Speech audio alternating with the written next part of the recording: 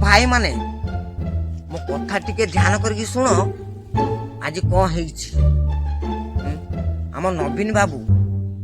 आम से नवीन बाबू ओडिशा सरकार थिले एबे भी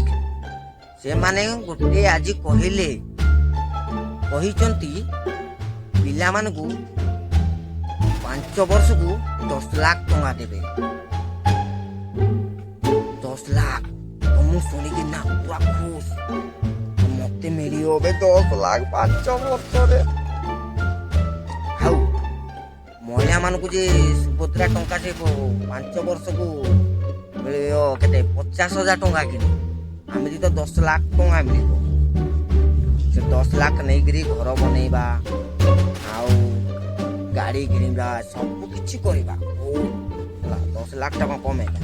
आम नवीन बाबू कहते